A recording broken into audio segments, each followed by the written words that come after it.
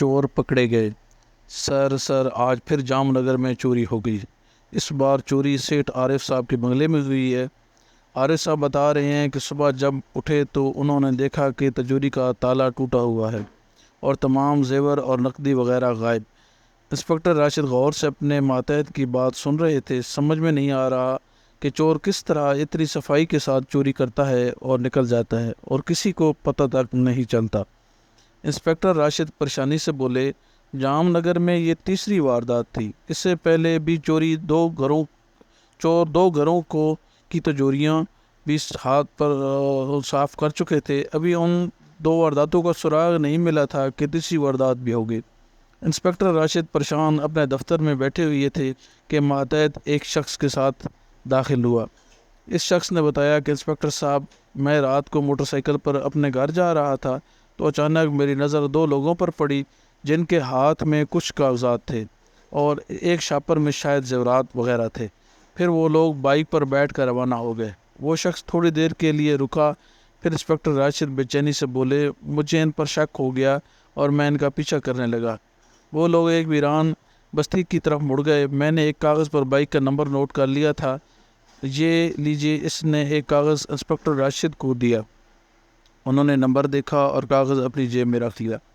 کیا تم اس بستی کا پتہ بتا سکتے ہو؟ انہوں نے پوچھا۔ جی ضرور، اس شخص نے کہا اور ساتھ ہی پتہ بتا دیا۔ آپ کا معلومات دینے کا شکریہ۔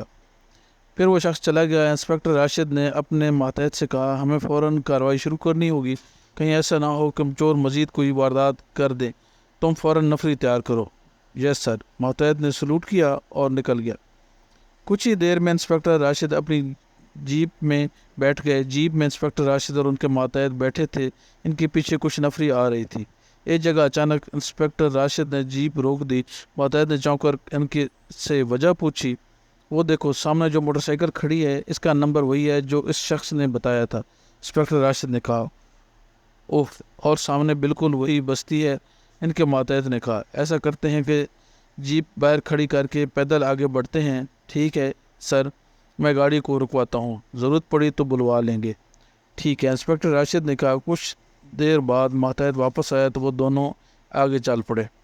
تھوڑا آگے پہنچ کر انہیں ایک اور آواز سنائی دی، باس آج تو بڑی اہم فائلیں چوری کی ہیں۔ شاباش، ہمیں پولیس کبھی نہیں پکڑ پائے گی۔ ہاں، وہ اس طرح سے ہنس رہے تھے۔ انسپکٹر راشد نے ماتحت سے کچھ کہا اور وہ چلا گیا۔ واپس آیا تو ان کے ساتھ پوری نفری تھی۔ ان سب نے زوردار